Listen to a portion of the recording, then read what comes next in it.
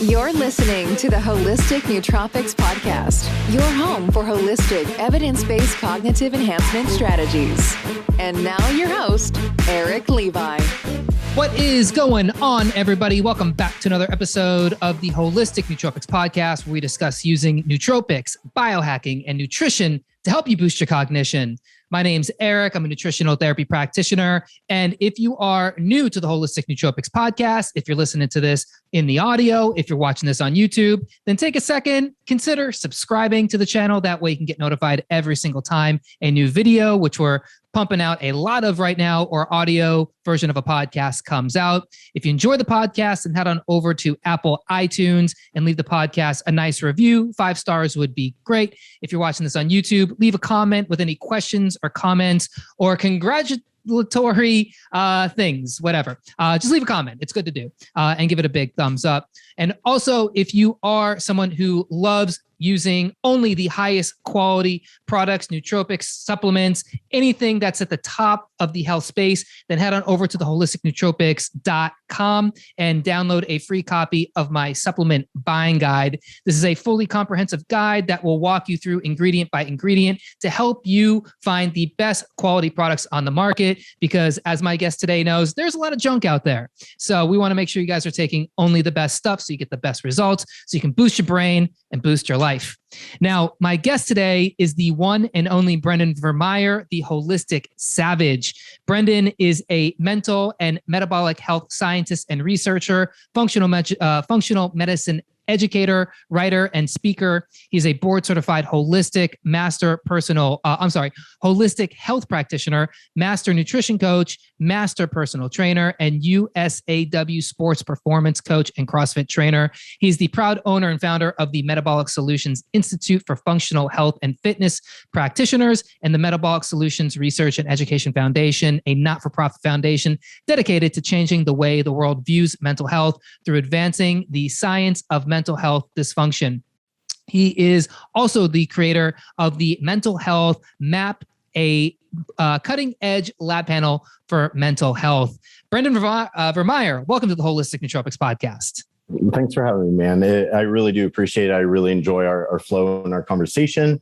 We're both really passionate about mental health in particular in a more holistic approach. So to kind of, echo what you said to the audience of pay the fee, right? Being somebody that I produce a lot of, free content, and I know what that's like. So to your audience, give Eric that 5 stars, share the episode, help us get the good stuff out there, because it's a lot of work that we do to put together meaningful content. And sometimes, having these platforms is kind of thankless work. So it really means a lot when people share the episode and give this podcast 5 stars. I appreciate that, dude. Okay, now I'll send you your check. What do you want? Direct deposit or? Right. No, Brendan, that's so true. And I really believe that this episode that we're about to record is going to be one of those that people are going to want to listen to a few times, because you were on the podcast back in episode 7. You were one of the OGs, the original guest we had on here. And I feel like we just barely scratched the surface on so many interesting topics. This was pre-COVID.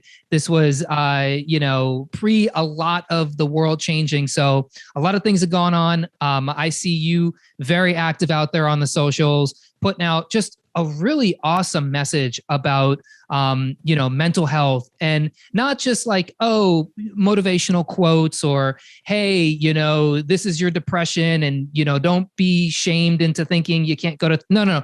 You're actually attacking this from a place where I believe that should be approached from, which is the biochemical part of mental health. And you're really introducing some amazing concepts that you're digging out of the scientific literature. So, before we jump into all that stuff, just so people can get reacquainted with what you do and who you are, maybe give a quick, rundown on how did you even get interested in this space, especially pertaining to mental health? Yeah, no, well, I appreciate any time I'm referred to as an OG. I like it. I do think I'm a little bit of an original gangster, and that's cool. And I'm really happy to be back and appreciate the opportunity.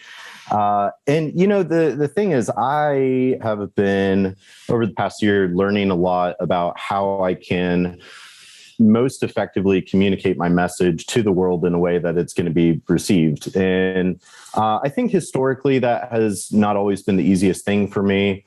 And even in the functional medicine space where I do, that's where I live and operate. And even sometimes I find like I have to be very cognizant of my languaging and my pace of how quick I'm talking to make sure that the audience is with me. Because if they can't receive the information and it doesn't sink in, then, what good is it, right? And so like I was lecturing at a big integrative medicine for mental health conference, to hundreds of psychiatrists. These are MDs and psychiatrists. And even then, I got a little feedback that was like really technical and really fast. And so I really try to make sure that what I'm saying can actually be received. So that way I'm really empowering people. And I say that because it's tricky. With the latest, greatest research and the emerging science, like there's just so much, like I think we just have it all wrong with mental health. And the research that we have from the past like 10 to 20 years, it just totally popped so many scientific holes in everything we thought we knew about what mental illness really is and the prevalence. And I do kind of feel like I'm, a little bit unique in my messaging because I am trying to attack the complex science, but then reverse engineer in a way that's very applicable to anybody from more of a holistic and functional perspective. And I really niche down into mental health because, as you stated in my bio, I started my career with fitness and nutrition. So I really came into functional medicine from the metabolic health and performance side of things. And at first, when I got into functional medicine, I was worried that since I'm not a doctor and I don't have a PhD or a medical license, would people take me seriously or whatever? But I've really come to find it's my greatest strength because a lot of doctors, PhDs and clinicians and whatever, they really lack context from like where the rubber meets the road. And a lot of doctors are not well educated about what is metabolic health and how to build a healthy metabolism. They were taught more the allopathic, pharmaceutical, reductionistic, myopic, like here's the disease and the mechanism of action of the drug. And there's a time and a place for that, but that's not what the world needs most right now. And we see it from the epidemiological research, the mechanistic research, and everything in between. And so it was really because I was struggling with my own mental health. And I had a near-death experience from an intentional overdose on my antidepressants. I went through the psychiatric system. It's a huge, long story, but like I experienced firsthand how dysfunctional the conventional approach to mental illness and mental health disorders really is. And it's such a stigmatized subject anyways. And honestly, if I'm being candid, I see all this stuff that gets posted on social media. And I like that some of it is very eloquent. And maybe it's helping break down some of the stigma and taboo. But I think there's too many talking heads out there. I think there's too many people. It's like echo chambers and this fluffy, self-indulgent stuff. And then all the while, we're just not even tapping into like the hard science that if you understand conceptually what's really going on under the surface in mental health disorders, oh my God, it opens up like all of these avenues by which that we have control over, our psychological outlook, our environmental intervention, our lifestyle intervention, supplemental, pharmaceutical. So we can actually take control of the situation, advocate for ourselves, and actually self-heal. So I'm tired of the fluffy stuff, as cute and warm and fuzzy as it is. We need to talk about physiologically what's really going on here and helping contextualize it of what's going on with kind of the modern American mental health crisis. So that way we can actually do something about it. And sometimes people aren't really ready to receive that truth, but the science is there. And it amazes me how much we know scientifically, and none of this is common knowledge. None of it's being talked about through conventional healthcare because it doesn't fit their pharmaceutical-based business model. And then, the influencers of the world are more focused on kind of the psychology and the warm, fuzzy stuff. So, I don't know. I welcome conversations like this to really get that information out there.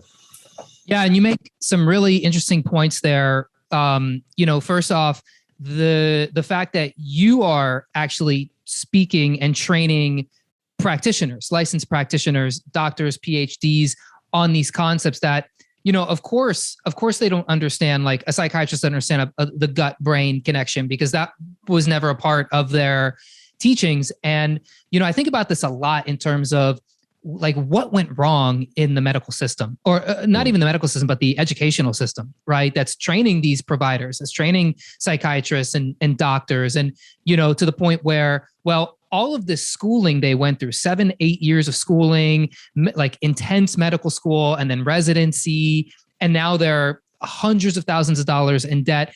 And then their job gets boiled down to 6 minutes with a patient. And what else are they supposed to do other than give them an antibiotic, an antidepressant, some kind of medication? They don't have time to like dig into all this stuff. And when you just do that year after year and the health system gets more and more burdened, and now it's like, now they have to go do things that maybe their values don't align with just to keep their job.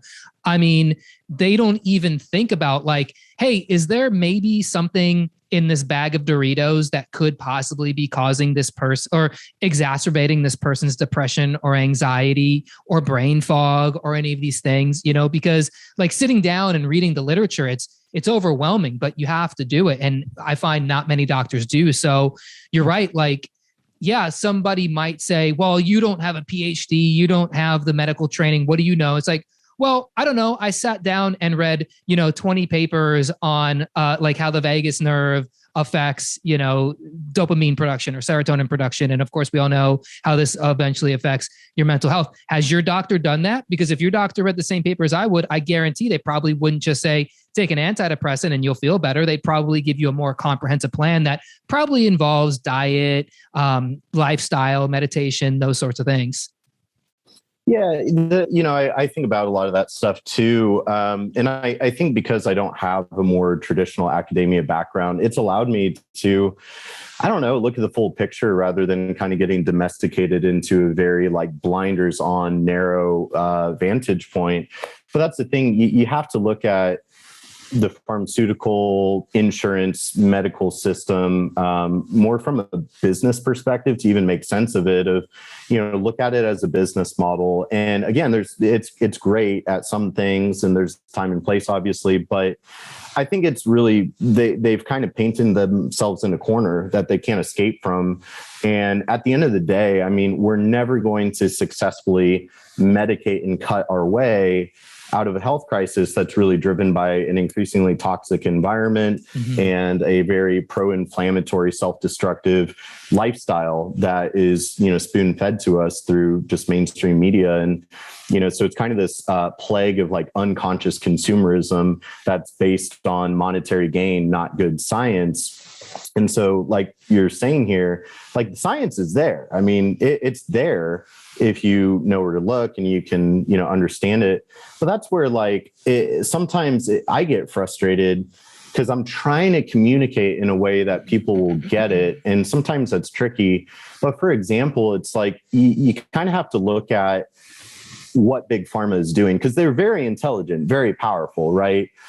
And if you look at like what drugs they use and why and when they use them and what the mechanism of action is, and if you can understand physiologically what is that mechanism of action, you can kind of reverse engineer it to be like, all right, so if this drug is trying to, block this receptor, block this protein or induce this or whatever, but why was that pathway like messed up to begin with, right? Like what went wrong to begin with? It didn't just happen. The body doesn't do anything accidentally. So, for example, one of the big things right now with big pharma, monoclonal antibodies, I say this all the time because I think it's a really, really good example to illustrate the point where, now we have the technology, which is super cool to create these designer antibodies that can target, any specific protein in the body.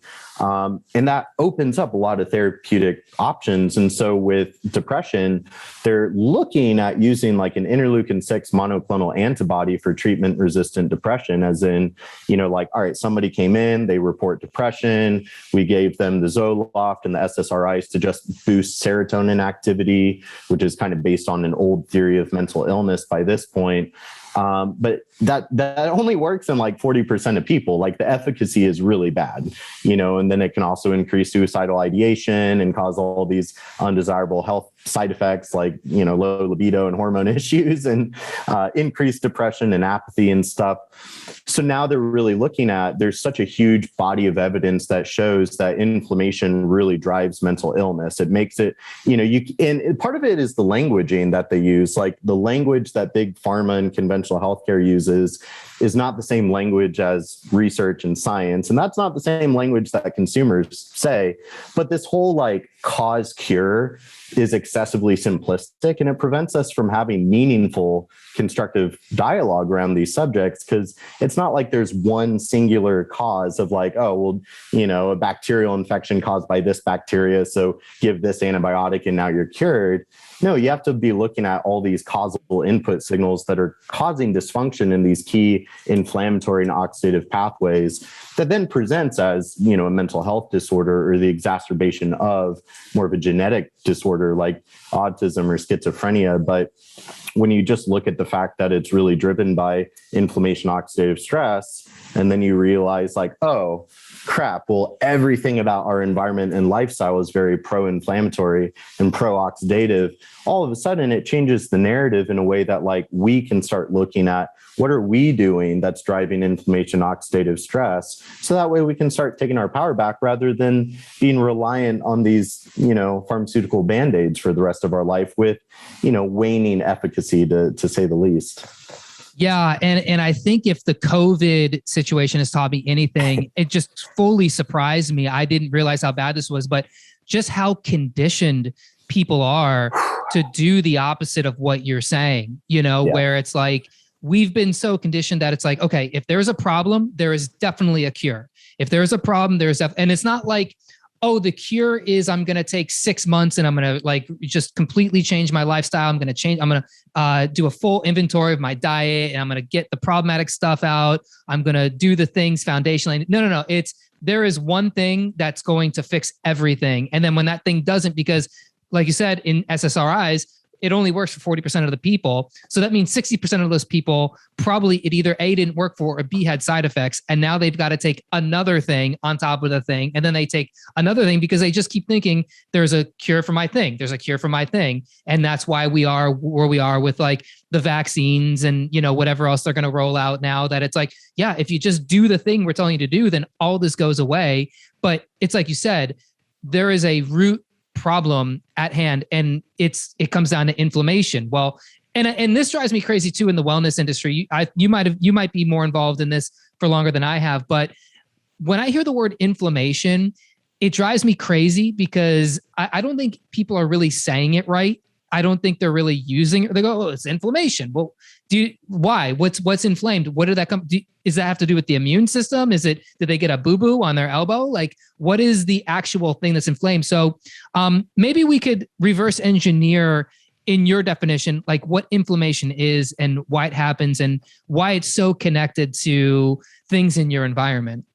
Oh, absolutely. Yeah, I think you said that really well. And I think a lot of people are starting to really get frustrated with that, right? Because it's like they get put on one drug, then they have to get on another drug to deal with side effects of the first drug. And then, all the while their quality of life isn't great. Their quality of health isn't great. Their insurance bill and, medication bills are going up and up. So I think a lot of people are starting to feel kind of let down and, failed because they realize like the pharmaceutical kind of merry-go-round that we're on. And, I was very disappointed in America's reaction, to the whole crisis in 2020. I at first I was like, no, we're not going to like fall for this business scheme, this ploy that's, but man, yeah, I was really blown away at how the Kool-Aid got really consumed in excess. So, that's a whole thing. It did. I think it really revealed like we're not there yet. And that's where like,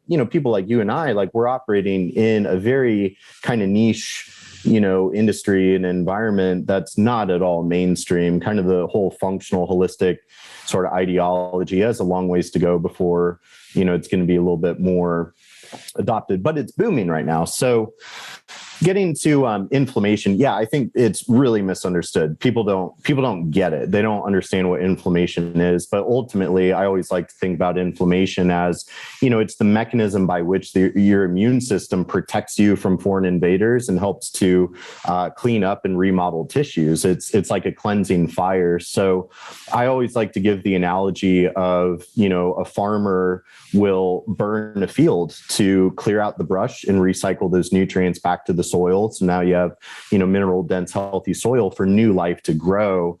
So if you think about the farmers as kind of your immune cells, they use that strategic, acute, controlled fire of inflammation to, burn off the field and recycle those nutrients. But that's a very different thing compared to more like chronic or uncontrolled inflammation, which is like the out of control forest fire, like, oops, the whole forest is up in flames. It's burning thousands of acres. It's out of control. And it's just laying waste to the land, right? So, inflammation is really this highly, highly complex process, really regulated by the immune system. And ultimately it's there to protect you and remodel and heal your tissues. But that's where because of an increasingly toxic environment, all the toxins and xenobiotics and the EMF radiation and just everything about it, plus the stress and the high-speed nature of our modern lifestyle, the processed food diet, like whatever you choose to look at, virtually everything about the modern diet, lifestyle, environment, it just is bombarding and overwhelming our system with all of these pro-inflammatory input signals. And it's not like inflammation is something you do or don't have. It's a process that's going on all day, every day. It's just to what extent, the more bad, unhealthy, fire promoting input signals your body receives, the more that inflammatory load will, start increasing and increasing. So it's kind of funny how with like chronic disease and chronic conditions, everybody kind of just blindly accepts like, well, chronic inflammation equals chronic disease. Nobody really refutes that. But as soon as you say like inflammation drives mental illness, people lose their minds and they freak out and they project on you. And it's like, no, I mean, that we know this. The big pharma knows it and they're trying to figure out how to monetize it. Like we know this. Inflammation makes any condition worse. Now, whether you want to say that it is the singular etiological like cause, it's the mechanism that hurts the body when it's out of control. So if you have a little inflammation and you overall are pretty healthy, maybe you're going to be okay. But most people, it's just so many pro-inflammatory input signals. So their inflammatory load is just high. And we see this in blood work all the time. Like we see that people are walking around with, mildly to moderately elevated inflammatory biomarkers all the time, which is unacceptable. Those should be zero, negative, like it shouldn't be there. Because normally it's just like your body flips a switch of, oh, we ran into a pathogen. Let's turn on inflammation real quick to burn that off. Or yeah, you have a boo-boo on your knee. Let's use a little inflammation to remodel those tissues. But that's the thing is, inflammation is a very destructive force to the tissue, as is oxidative stress. And so if that sort of burning is at a higher level than the regeneration of your tissues, like, what do you think? It's degenerative. That's where we get neurodegeneration is. What is neurodegeneration, which Alzheimer's is the 6th leading cause of death in the United States? It's chronic neuroinflammation, chronic low-grade inflammation of the central nervous system. So yeah, people have to kind of understand just this inflammatory spectrum. And it's like, where on that spectrum are you? And it's totally necessary at times. And it's like one of those things where, like you said, it has a biological purpose in the body. This is how the body fights infection. This is how the body remodels itself, how it grows stronger after injury. I had a conversation with this guy, Don Moxley, talking about spermidine and heart rate variability. And, he made a good point where it was like, the problem with the Oura Ring is it gives you that readiness score and it says, hey, this is your readiness score today. This is your HRV. You're ready to get after it. But then it'll give you scores on days where your body's not so ready. And he goes, no. Those are the days where you want to get after it because you do want to train your body against those kind of higher inflammatory days, those days where your stress is a little bit higher. You do want to drive yourself into the ground a little bit, but then you want to like give room to recover. And it's a very similar thing with inflammation where it's like, okay, do you not have any inflammation? Well, you want to break your body down so you can make it stronger. But we're not talking about that. We're talking about the chronic inflammation where it's like day after day, you're at this, kind of moderate level of inflammatory cytokines, breaking things down. Your body has not recovered because you're probably not giving it the conditions, or there's something foundational in your body not allowing it to ever recover. So, I would love for you to break down too, how does neuroinflammation come in from just regular inflammation? Because like you said, this is something the drug companies know. I've found so many studies in the literature that talk about specifically, you could literally Google it, depression and inflammation, and you will just have an entire catalog of scientific studies done by reputable people who are discussing this. So, from your research, what do you see as how inflammation does influence depression, anxiety, these mental health disorders? Yeah, well, I think you said it really well there. Because again, I think exercise is a really good, example, right? Where you go do a hard workout, that workout it's pro-oxidative, it's pro-inflammatory. Like you're intentionally pushing your body to places it doesn't want to go and breaking it down and stressing it out and, causing this kind of acute inflammatory stress response in response to that exercise. And so, that's kind of where overtraining comes in. If you're overdoing those hard workouts and not giving your body enough of the recovery time and the sleep, the good food to build back up stronger. But that's how we develop resilience, right? And I think that's the standard American metabolism is severely lacking metabolic resilience, right? And that's what we see with COVID and this health crisis is immune resilience, metabolic resilience, which is earned. Like you don't find that in a pill. Like you have to build up metabolic and physiological and immune resilience. And it's by challenging your body, but then giving it the right input signals to build back stronger and more resilient than before.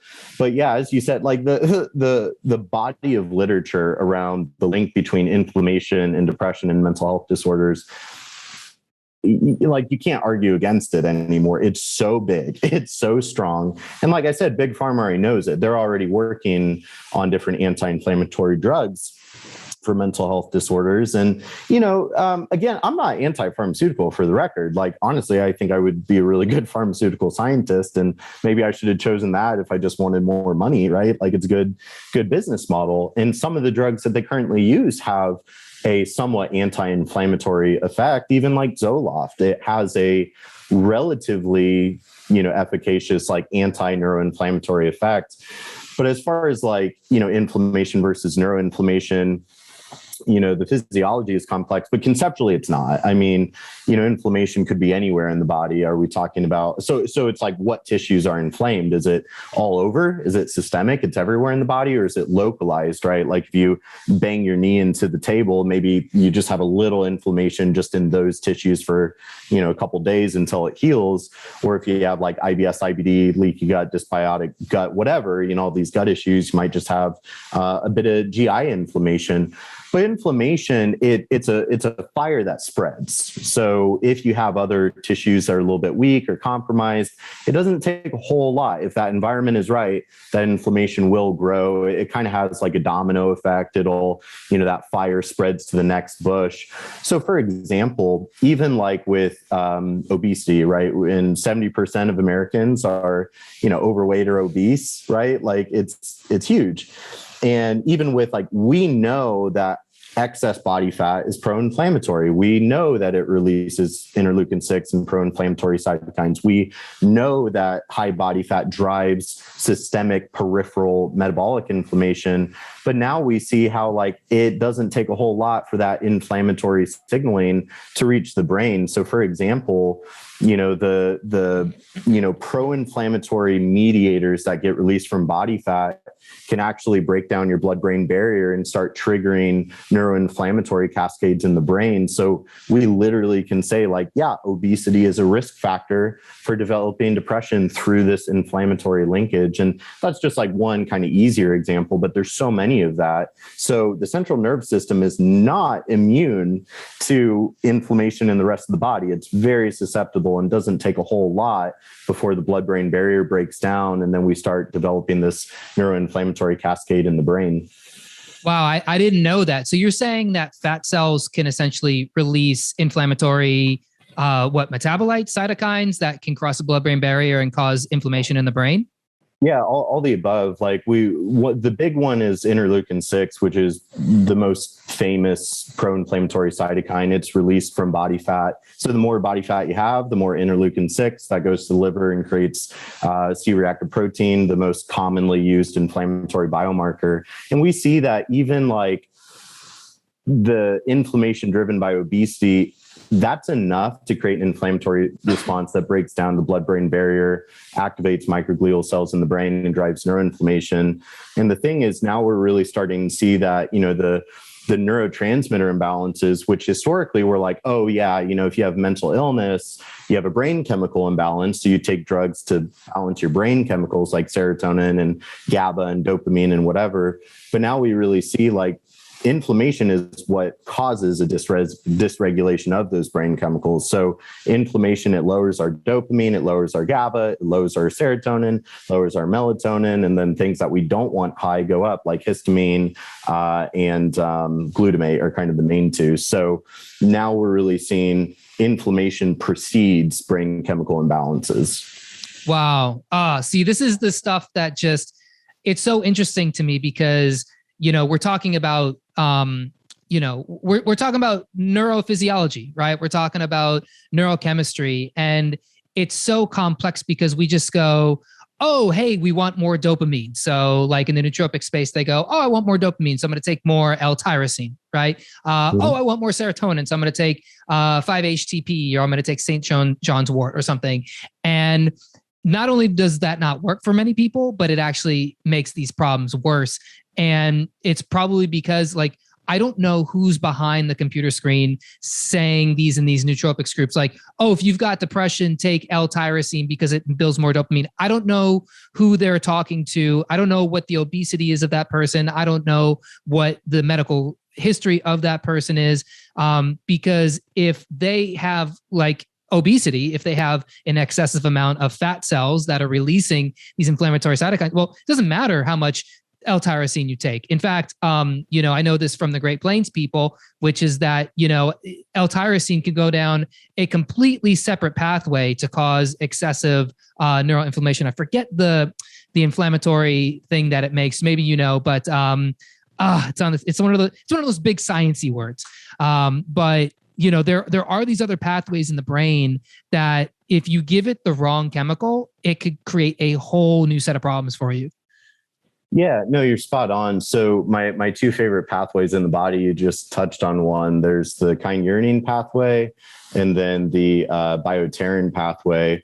And what's really, and so any pathway there, it's going on in like every cell, different cell types. So we're talking, intracellular biochemistry, but specifically like in the brain, we've got these microglial cells, which are the innate immune cells. They are the white blood cell of the brain. And I always refer to them as they're both the guardians and the architects of the central nervous system because they're there to primarily protect the brain, but they also sculpt your neural networks. So when we talk about neuroplasticity and the formation of new neural networks so that we can learn new skills, develop new habits, develop new beliefs, so on and so forth, that's really how is the brain wired. Joe Dispenza has made a big name for himself. And a lot of his work is based on the theory, the concept of neuroplasticity, but he's approaching it more from a quantum and esoteric kind of psychological perspective. And that's great. I think that's cool. That's great.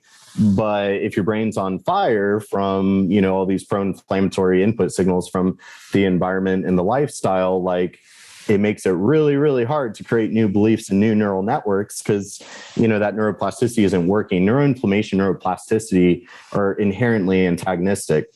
If you think about the neuroinflammation as the forest fire, neuroplasticity is the forest and the trees growing back and growing deeper roots and growing their branches. So it's the opposite, the birth of new neural networks versus the destruction of those neural networks. And the microglial cells regulate all of that. And so with the neurotransmitters, within these microglial cells, these are two key enzymes, the IDO1 enzyme and GTPCH1. It's like guanosine triphosphate cyclohydrolase 1. But these two different pathways ultimately go on to produce our neurotransmitters: serotonin, melatonin, dopamine, nitric oxide, catecholamine, so on and so forth.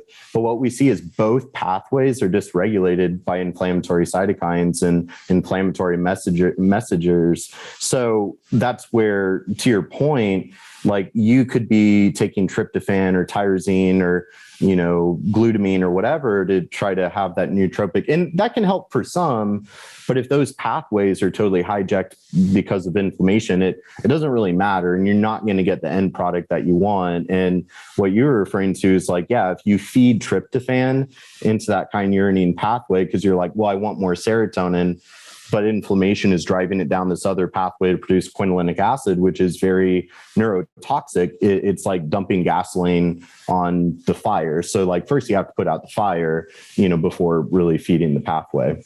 Yeah, it's like if you get in like a brand new Ferrari and you're like, oh, I'm going to, drive this all the way down the I-10 from, Austin, Texas to Los Angeles. And then somewhere along the way, there's like a police officer there and he's like, no, my friend, you're going to Santa Fe, New Mexico. And you have to take a turn, and now you're just off to the races on like a whole other place. And the brain is just so complex in that way.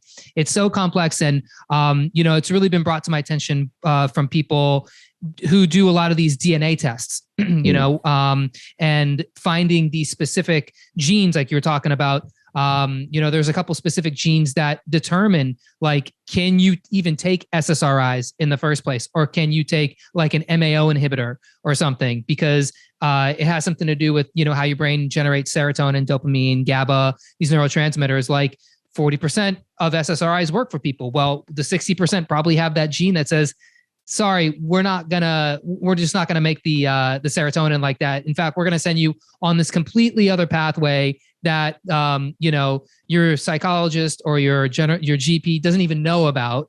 It's written in there in the literature, but they don't know about it. Instead, what they're doing is they're giving you a pill that's going to complicate that pathway even more, and then it's going to cause anxiety issues, heart issues, gastrointestinal issues, all kinds of things like that. Yeah, there's a ton of genetic polymorphisms that just totally alter the biochemical state. So it becomes very hit or miss. And that's the psychiatric model, is basically just throwing these different drugs of, antipsychotics that block dopamine receptors or, selective serotonin reuptake. It's just what like pharmaceutical cocktail creates the desirable enough effect of just kind of managing the condition. But yeah, it's not fixing the underlying biochemistry or not really fixing the problem. And that's the thing, from more of a philosophical standpoint, I've thought a lot about how I think just pharmaceutical technology has really, and you see this a lot in America, and you kind of zoom out and look at the global scale, and it's like, wow, America is kind of this petri dish for big pharma right now, where I would argue that pharmaceutical technology is really enabling our self-destructive style behaviors, right? Because it's like, no, you don't need to change your diet or your lifestyle. You don't need to manage your stress or work on your sleep or exercise or eat real. You don't have to do any of that. Just take this pill and make it all go away, right? And what blows my mind is there's a lot of people that seem kind of content with that.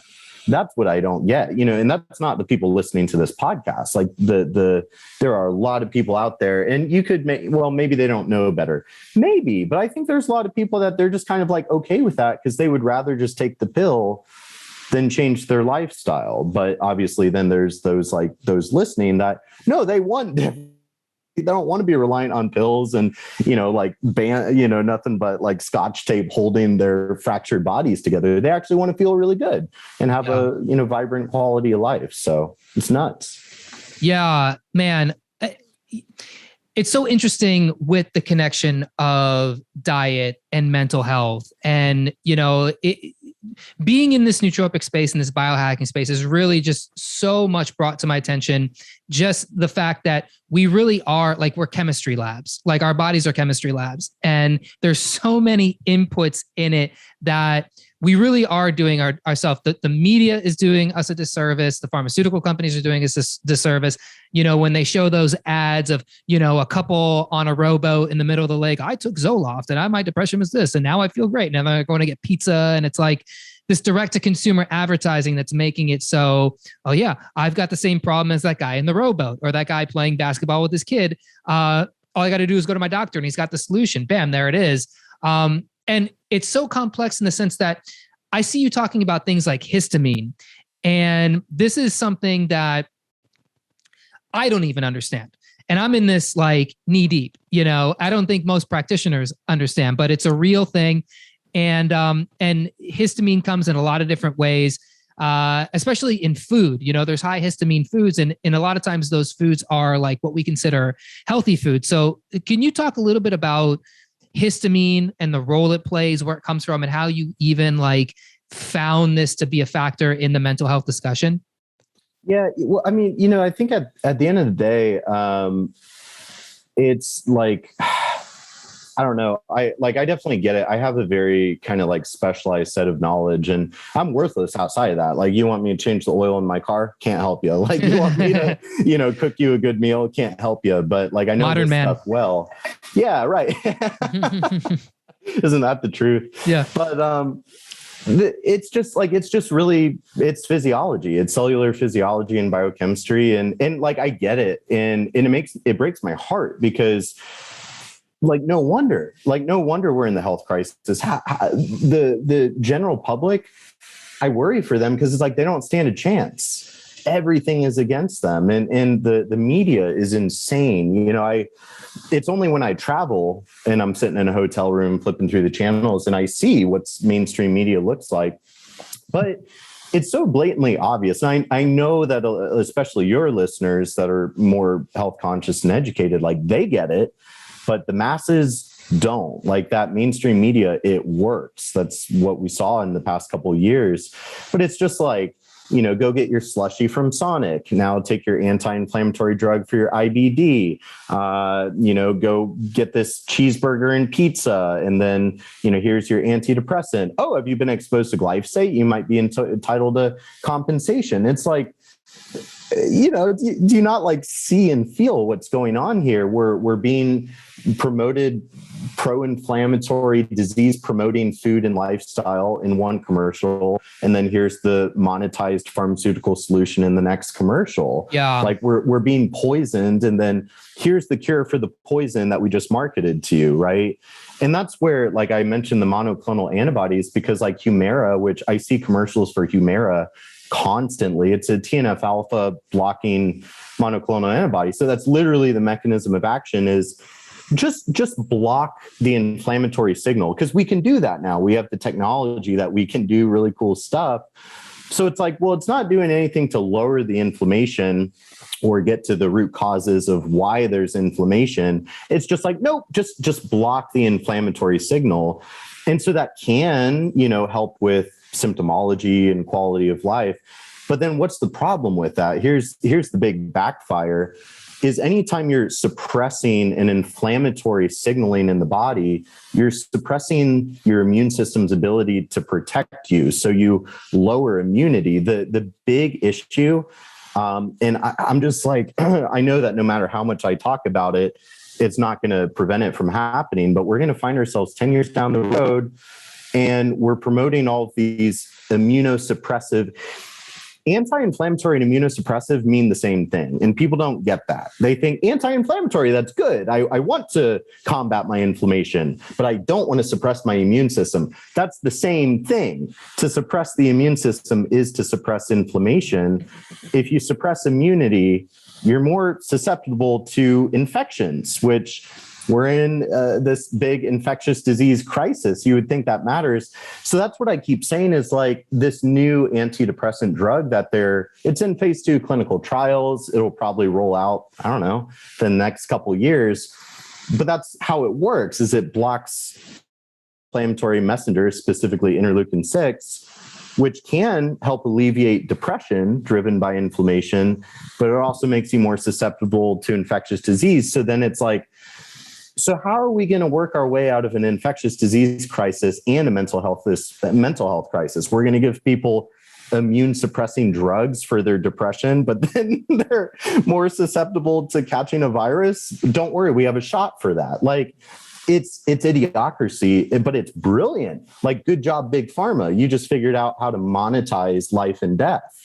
And, you've got the whole world collapsed on their knees. So America won't reestablish American independence until we lose the grip that Big Pharma has on our society. And as long as we choose to be seduced by the chemically addictive food and the subliminal messaging through brilliantly designed marketing campaigns, so people they need to wake up and realize, like, oh shit, like, I need to take control of my health. Otherwise I'm going to be slave to this pharmaceutical model, and I'm going to get chewed up, spit out. I'll be broken, tired, it's really sad. Yeah. Oh man. It's just so funny. Like, what you say about when you watch, because I don't watch TV. I watch TV 3 hours a week when I watch football. And that's when I see, oh, this is what America's watching. It's a beer commercial. It's a Domino's pizza commercial. By the way, if you're eating pizza, Domino's, can we do a little better than that? Pizza Hut, I had no idea that was still around, but this is what it is. It's like Domino's Pizza Hut commercial. And then the drug for blood pressure lowering medication. And it's like, well, which one do you want, dude? And it's like, people go, well, if I take the medication, I can still eat the Pizza Hut. So who's winning now? Right. That's what I'm saying with this. Like, we're just enabling our own self-destructive behaviors, right? Like, if we didn't have all these magical, the pharmaceuticals are very impressive. I'm not saying they're not, but that's the problem. Like, sure, we should keep developing new pharmaceutical technology because there's a time and a place, but our society has become way overly reliant, and it's just enabling, because it's okay that you're morbidly obese and chronically inflamed and you have 5 different comorbidities. Like, it's okay because we have the pills to just keep your heart beating for a few more years. Right. Yeah. I think it's just a lot of conditioning that, like, forever, I think it was maybe 99, 98, when all of a sudden there were like boy bands, like there'd always been boy bands, but it was like, you didn't really pay attention. Then Backstreet Boys, NSYNC really hit. And then there was like 100 of them, and you're like, what's going on? And then it was like, all of a sudden the FM radio turned into like just this circus of like the same 5 songs being put on repeat. And I really believe it's like that when they started getting real, when they stopped making movies and they just started recycling old movies and superhero movie. They were just going for the easy thing that can make the most money. Yeah. I really believe this was a kind of conditioning to basically put people in a trance. It's like, how are you going to go? I just stopped going to the movie theater a long time ago because I was like, there's no good movies to see. Like, there's no original stories. It's like, how many, people can I see play Superman, right? How many people can I see play whatever, Batman or whatever? And, I believe it was like they knew that the American public was like this, and they would just be so easily lulled into this thing where we can do this nonsensical, promoting of pharmaceutical drugs that make no sense. When you really just take a step, it doesn't take a lot, but you just take a step back and you go, yeah, why are they promoting me a blood pressure medication right after they gave me a commercial for Pizza Hut and Budweiser? And now they're like, well, yeah, that's like totally normal. Yeah, of course, take a medication that hasn't gone through the correct, rigors of clinical trials and all these things. Or, yeah, don't even think about inflammation. Just know that you need more neurotransmitters. So get this, SSRI or this, specific drug, or even this nootropic that will help boost that, because who cares if it doesn't make sense? You listen to the Backstreet Boys. What do you know about common sense? Right. Yeah. I mean, honestly, though, like, we, the people of the United States, we should be pissed off. We should feel highly insulted. Like, it's a major insult against our intelligence and our intuition. But you know what? Like, if you don't even realize that you're being insulted, then, you know, it's just like, can't help you. Right. Like, but it's exactly that. I mean, it's like that's why like the Matrix talk about like the last original storyline for the past like 2 decades. That's why the whole metaphor of the human battery, right? Like that's the whole story of the Matrix is like, yeah, machines have taken over the world and the population are human batteries. They're living in this virtual reality while their life source is being used as a battery for the machine. Like it's a beautiful metaphor for what American society has really turned into. But it, you know, we watch the movie and we're like, that was really cool. That was profound. That was entertaining. But then we just play into it. You're like, yes, take me, use me as a battery, you great machine. Yeah. So you kind of weaseled out of my question about histamine. I'm going to come back to it. Yeah, because no, it was very, very good political move on your part. I like it. Yeah. But I'm asking because we're talking about, you know, the real causes of mental health issues and these things that you're finding in the science that shows like, hey, this is a contributor to depression. This is a contributor to anxiety. This is a contributor to cognitive decline in general. And it's one of these things like histamine, again, it's found in, I know it's naturally endogenous in the body, but, you know, we're also overloading our bodies with, you know, these histamine enhancing chemicals, especially from food. And I know this is a big problem in the health space because there are so many quote unquote healthy foods that are high histamine. And I've heard other people talk about this, but I still don't really understand histamine. I know you're talking a lot about it. So maybe you can talk a little bit about, you know, how this whole histamine thing works. Totally. I got sidetracked on a political soapbox there, but no, it was solid. It was great. Oh, you're good. You're good. Histamine's cool. It's really interesting, kind of like neuroendocrine immunological modulating compound. Like what did he just say? But histamine modulates the immune response and the inflammatory response. Everybody always thinks about histamine allergies because it's kind of it's the molecule by which allergies exert an allergic, immune response. But the whole point of histamine, it causes vasodilation to allow white blood cells to migrate to the source of the problem to induce this inflammatory response to, fight off those allergens or pathogens or whatever. So histamine is deeply connected to inflammatory processes in the body. And you can't really say that histamine is anti or pro-inflammatory. It could be either, which is really interesting. It's pleiotropic in its effect, where under certain situations, it could exert more of an anti-inflammatory effect, but it can also really drive inflammation. I mean, that's a lot of things are that way, like cortisol. Cortisol is technically an anti-inflammatory hormone, but it also exacerbates inflammation. So context matters. It depends on the environment. But histamine, there's actually histamine receptors in our blood-brain barrier. There's histamine receptors on our neurons, our microglial cells.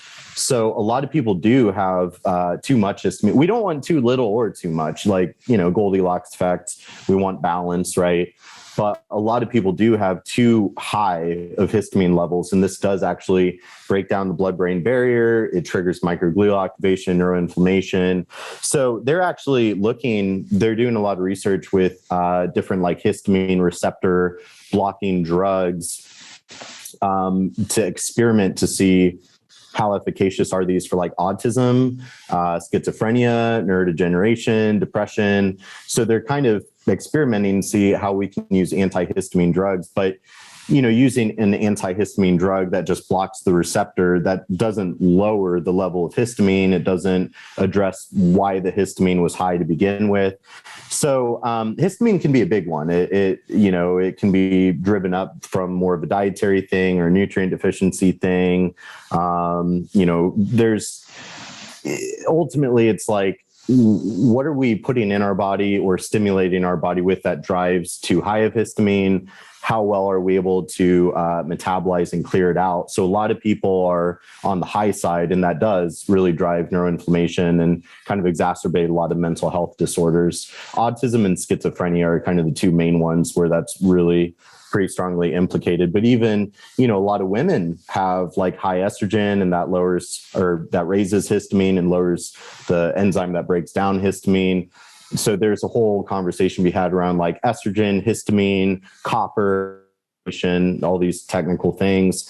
But really the punchline is a lot of people should be keeping an eye on their histamine levels. Cause, you think about like for those that have allergies, how do you feel when you have an allergy flare up? Like you've got brain fog, you're probably irritable, kind of grumpy, you're not very happy, apathy. And it's like, yeah, histamine and mental health don't really go very well together. Interesting. Is there like a genetic component to that too? Yeah, for sure. Some people have polymorphisms in the DAO or HNMT or histamine decarboxylate. I was just actually compiling some papers the other night that was looking at what they were looking at was specifically with autism. Do individuals with autism have a lot of like genetic susceptibilities in the histamine related genes? And yes, they do. But that's an autism. But in general, yeah, anybody could have, where maybe they produce too much histamine genetically, and then they're not really good at breaking down histamine genetically. So it's kind of one of those like, well, you can't really change your genotype, but you can change, the expression of the genes by changing your diet and your lifestyle and your environment. So, but I think histamine is a cool one because like it's easy to measure in the blood. It's on my new tests, a core marker. It's easy to measure, it's easy to track, and it's easy to get under control with a little know-how. So it's something I think is pretty actionable. And what's the like most effective way to control it other than, eliminating all the triggers that make it worse?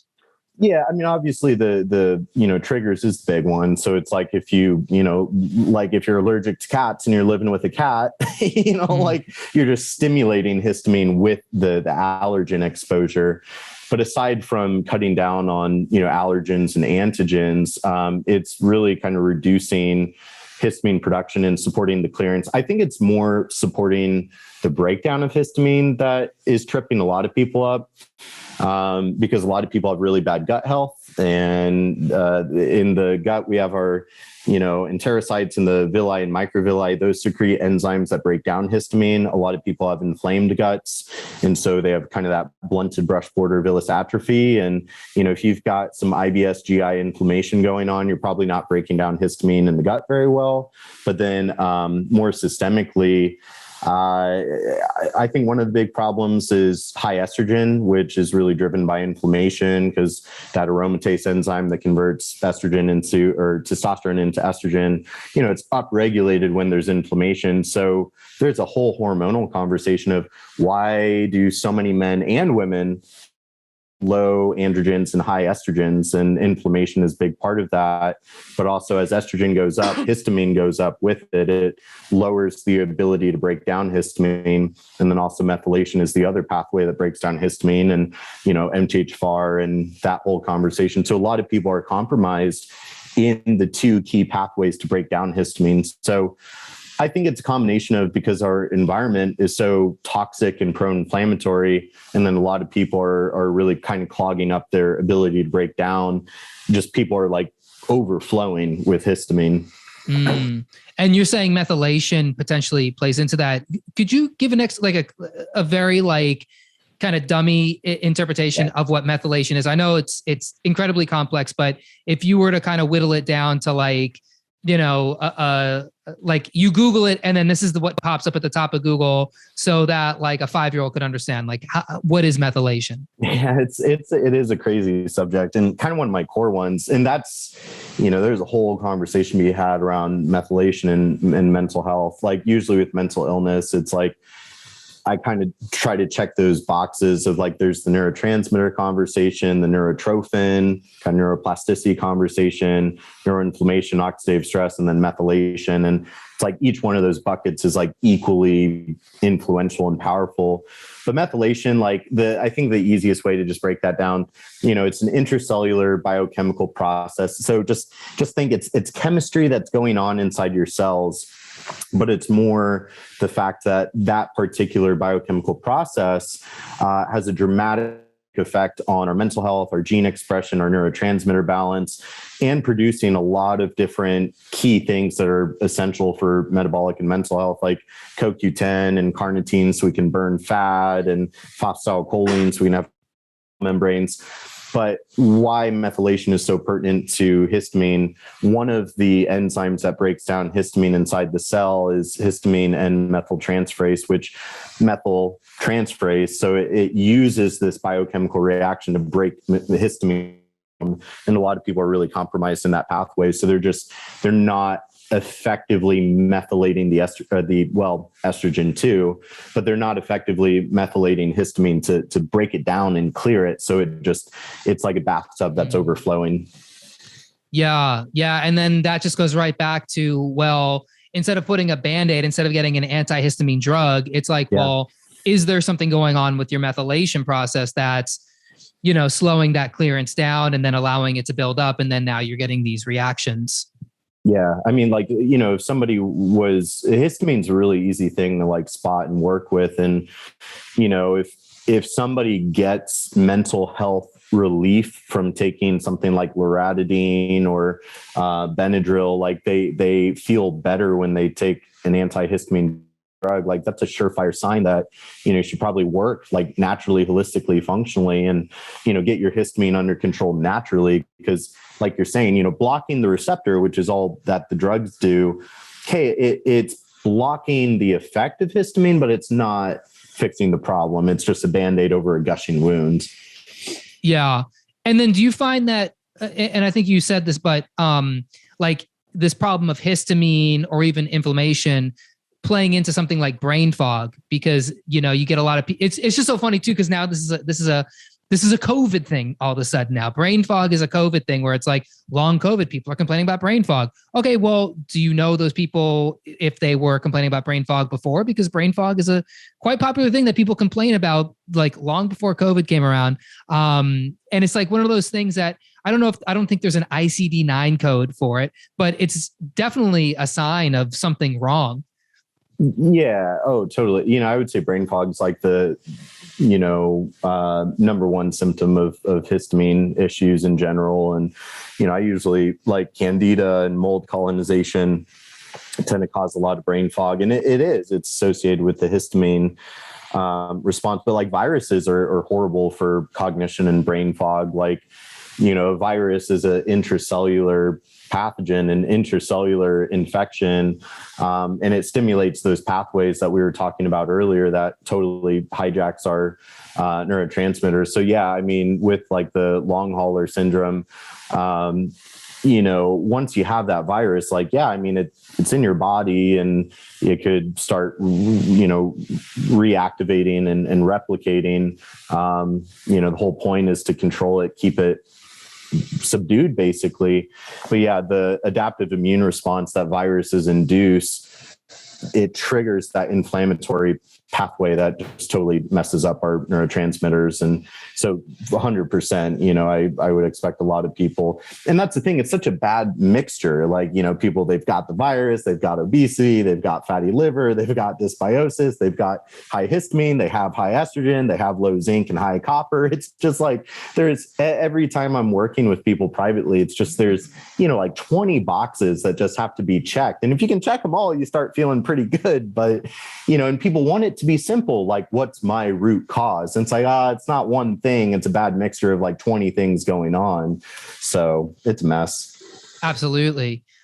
So before we go, I'd love if you could maybe talk a little bit about your microglial activation panel. This, I don't know if it's a blood panel, but it's a way to find these biomarkers in people to address mental health. So, and it sounds like a very interesting, diagnostic tool that you use and other practitioners are using. So, how does this panel work, and how is it accessible to people listening or watching, or just anybody in general? Yeah, I appreciate the opportunity. I'm super proud of it, super excited about it.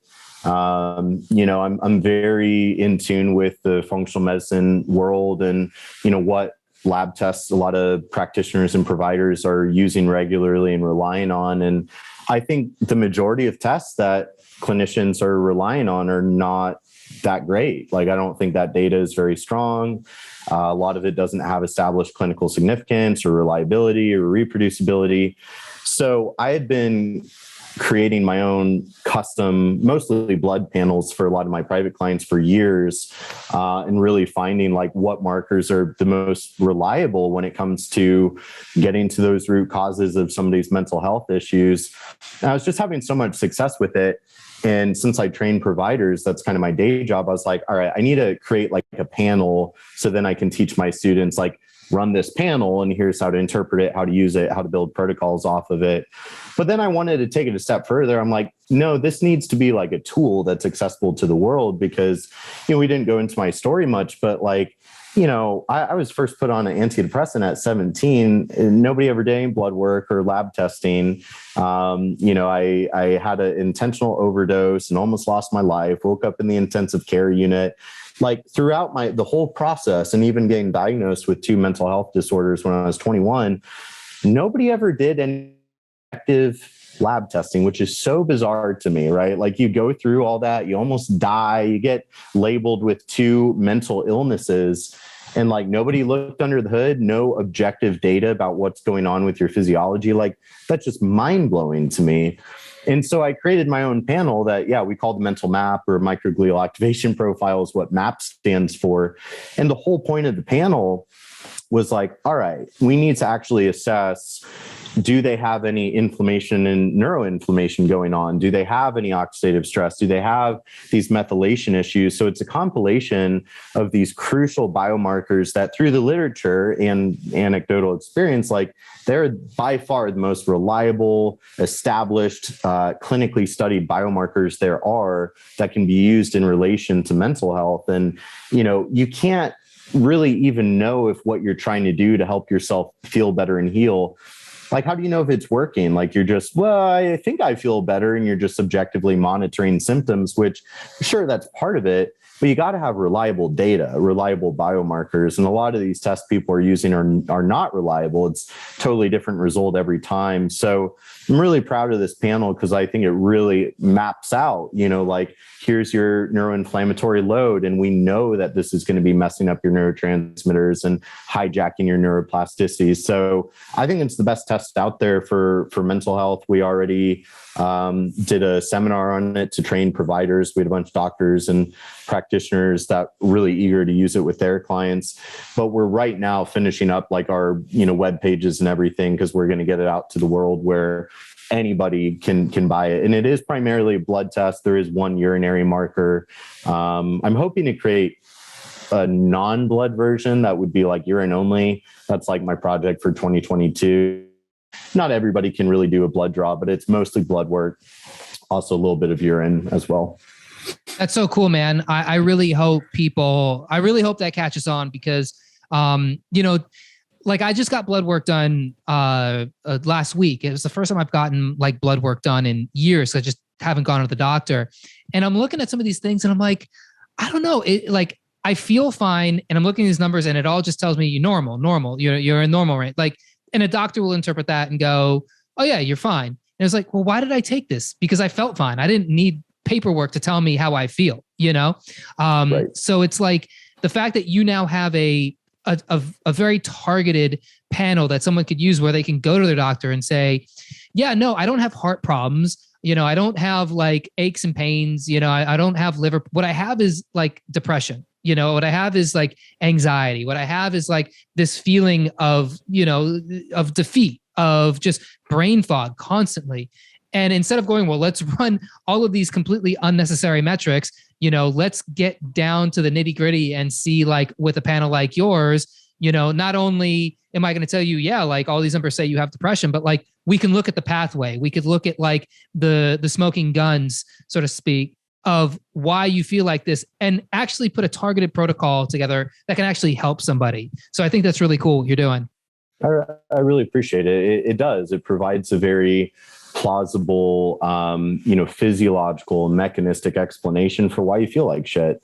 But also it's giving you reliable data. So that way, whether you want to go take a bunch of curcumin or, nootropics, or do some biohacking or work on your diet, it's going to give you data that you can make sure that the intervention of your choice is working. Like, is it moving the needle? Are the biomarkers moving in the right direction? And which ones, right? Because some of them are more, related to inflammation, others more related to methylation. Because again, people want it to be simple, and it's not. Like, it's not one thing. So you do actually have to get a good lay of and physiologically of like, is it more of like a liver brain axis issue? Is it more of a gut brain axis thing? So you just have to check these boxes. But I think this panel really checks the major boxes. So that way, you know what's going on in your body. You can track the data while doing whatever it is, whether it's pharmaceutical, supplements, lifestyle, hopefully all the above. Like, that's where the magic is. So I'm super excited to get out there. I really appreciate it.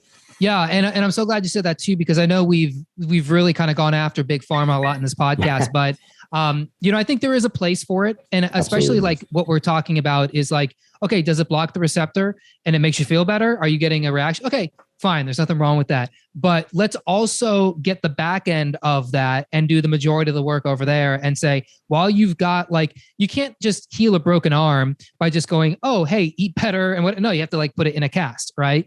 And it's the same thing with this, where it's like, yeah, maybe you need the cast, maybe you need the crutch for a little bit, but what you're going to do is all this other work in the meantime, so that one day you wake up and go, hey, I don't need the pill today. And when you actually have the numbers to put there and go, well, let's retest and see how those numbers compare to this number. Oh, look, that number is doing better than the number before. Now you go, oh, it's because I've been doing this thing. Like you said, curcumin, nootropics, getting rid of processed food, whatever it is. If you had a mold issue, whatever it is, you're starting to see that in action. And now you can actually, put the, you can actually take the right action. Absolutely. I mean, that's the thing, like back in the day, when I was 21, 22, I was on 3 different psychiatric drugs, and, I was at my lowest point. But it's, now I'm medication free, and I have been for years. So it's like, I don't have anything against medications, but like, you want to be reliant on the medication for the rest of your life, and not every day is great, right? So it's just like, no, I'd rather not be relying on the drugs. I want to feel great all the time and have the knowledge and data to be able to track to know, like, nope, I'm right. Even right now, like I'm about to do my retest because like my zinc copper levels are a little bit off, and it's like that gives me something to further optimize and track. And so I'm changing my supplement regimen to just keep myself in tip-top shape. So it's just empowering people, right? Like it's giving them reliable data so they can be empowered with their health rather than being, reliant on everything else. Do you have, and we're a little over time, but I wanted to ask you this one last thing. Because I know you are very dialed into, the latest and greatest in the wellness industry. Do you have a particular, supplement or biohacking routine or some cool tool that you've been using that you think, obviously bioindividuality, everybody works differently, blah, blah, blah. But you go, hey, like this one thing has really been a game changer for me, or, I started doing it and now I'm seeing like tremendous results. Do you have a thing like that in the biohacking supplement nootropic space? Yeah, I mean, kind of like I have to like preface with the disclaimer of like, you have to have the fundamentals down. Otherwise It doesn't matter. Like, it's the fundamentals, the lifestyle and kind of regimen that I have. It's kind of a work of art. It's probably on the really extreme side and maybe but yeah, it's everything about what I do. It's my nature walks, it's my exercise, it's my sleep hygiene, But with all that said, as far as some of the things I think I'm most excited about, I'm pretty hot on mushrooms, like just, things like chaga and lion's mane and reishi, more of your like therapeutic mushrooms, but also like psilocybin and, kind of your magic mushrooms and psychedelics. I think, I always mention psychedelics because I'm big on it. It seems to not really be, it's exploding right now, but it has a ways to go before people are a little bit more open to it. And I get more pushback on it than I would think. But like from a pharmaceutical perspective, like the monoclonal antibodies, MDMA is kind of one of the ones that they're working on, and ketamine. Like those are kind of the big three pharmaceutical focal points because it's synthetic. They can control the manufacturing and the cash flow there. But more from like a natural compound, like psychedelics have probably the most promising research and efficacy behind them, because when we're talking about neurodegeneration and mental illness, ultimately, conceptually, what we want to do is reduce neuroinflammation and promote neuroplasticity. And that's a huge topic, but for simplicity's sake, like that's where the magic is at. And a lot of these drugs are kind of working on those mechanisms. But what we see is like lion's mane, which is not a psychedelic. We're just talking about lion's mane mushroom. That's a very promising therapeutic for mental health. It boosts neuroplasticity and kind of subdues neuroinflammation. But the psychedelics like psilocybin and LSD and DMT, their mechanism of action is very, very promising from like a mental illness treatment kind of perspective. So there's a lot of research going into that, but also things like curcumin, quercetin, pterostilbene from blueberries, resveratrol. There's a lot of cool like botanical compounds that can work on some of these pathways as well. Fish oil, so there are some of those probiotics. I would say actually, I'll end on that note, is like the probiotics and the short chain fatty acids might be one of the most powerful things with mental health through the gut brain axis is the short chain fatty acids. Yeah, lots of really great stuff there. I mean, the mushrooms, I've gotten into the medicinal mushrooms, the lion's mane, as long as it's good, because you can go wrong with the mushroom stuff. But if you got a good provider, I don't know who you use, but I love Fresh Caps and Real Mushrooms are my two top choices for mushrooms. Only because that's the first like lion's mane specifically where I take it, and man, I'm on fire like the whole day, like production, learning stuff, memorizing stuff, just, look at the clock at one time, it's 9 a.m. Look at it again, it's 1 p.m. Like, where did that time go? There's just something about it that just jives with me. I can't say that would be the case for everybody, but same thing with the reishi. Reishi has a very nice effect. And then chaga is the other one I've been taking, which is actually really helped me a lot get through COVID when I had it. So yeah, lots of great stuff with the mushrooms. And then of course the psilocybin, it's just so funny because, when I tripped when I was younger, this is before anybody was ever talking about psilocybin in a medicinal sense. I always thought of it in those things where it's like, I can't do it a lot because it has such a profound effect on me that it feels like it moves my brain. Like my brain literally shifts in my skull. And then I'm like, I need to do it again because it moved and I need to move it back to the other place. And it's just so cool that now all this research is coming and it was like, oh, I'm not crazy. It does have a therapeutic benefit and people are actually getting off of their, pain meds and their psychotropic drugs because of magic mushrooms and ketamine and MDMA and these things. Yeah, I mean, it's the next like gold rush. It's booming right now. I mean, as soon as I have money to invest, I'm investing in it because, the science is really strong and promising. I think it's a lot. I'm seeing the stuff that we're already, doing pharmaceutically and whatnot. So it's one of those things. A lot of people aren't open to it because they kind of connotate it with, dirty hippies like tripping in the 60s and whatever. And okay, that's projecting arrogance onto something that's not what's going on. Like, look at what it mechanistically does. Like, take away the esoteric, the spiritual, stigma of it being a drug and think of it as like, this is a compound that comes from the natural world that has some really promising research on what it does physiologically. Like, they're looking at this for treatment of neurodegeneration and mental illness and, PTSD and the list goes on. But that's the mechanism, is it promotes neurogenesis, neuroplasticity, and really kind of reduces neuroinflammation. Plus, it can be a very spiritually and emotionally transformational experience as well. So it's coming. Yeah, absolutely.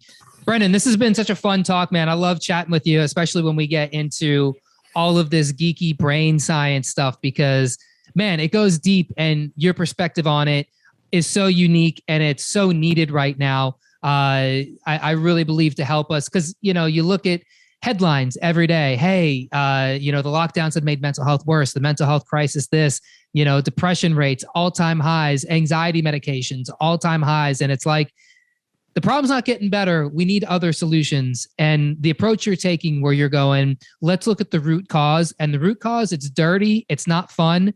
It's deep and complicated, but it can be done. And there is a way out of this.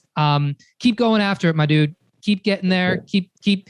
And what you're also doing that I love is you're pushing this out to practitioners, and that's just a network effect that can just go on ad infinitum. So keep doing what you're doing, my friend. Keep being the holistic savage, spreading that good message. Man, I really appreciate it. Like, I literally live for these types of conversations, and, hopefully this dialogue, it reaches people. It's received well. It's understandable because, my whole mantra is just like the greatest treatment is prevention. The greatest medicine is teach people how not to need it. Like it's education. And that's really what I think people need in American need. And yeah, it's like the sciencey stuff is technical and it gets censored and it gets warped for monetary gain through big pharma. Like it's a mess from a economic capitalism standpoint, and not, the public health, it's not in our favor at all. So like we have to educate ourselves, empower ourselves, and kind of regain health independence. So I really appreciate it. This has been such a pleasure for me. I can't wait to share the episode with, all my people. And it was great. Thank you for having me. You got it, my friend. And last thing, if people wanted to follow you, work with you, learn more about you, where can they go online, social media, all that stuff? Yeah, thanks, man. The Holistic Savage on Instagram, that's kind of my main platform that I just push, good content out there. So that's the main one, but the business name is Metabolic Solutions. So the website is metabolicsolutionsllc.com. But those are the two channels through which we're really going to be pushing the new lab test, and anybody can order and all of that. So that's where to find me. Cool. And we'll put links to all that in the show notes. So whoever wants to can find you. You're just a click away. Be sure to go work with Brendan. Check out his stuff on Instagram, Facebook, his website. It's all there. In the meantime, thank you all for watching. I hope you enjoyed the podcast. If you did, leave it a 5-star review on iTunes, or subscribe to the channel on YouTube. Give it a big thumbs up. Leave a comment with any questions you got. We'll be sure to answer all those. Until next time, peace. Thanks for listening. For more brain-boosting info, in-depth articles, and show notes, check out holisticnootropics.com.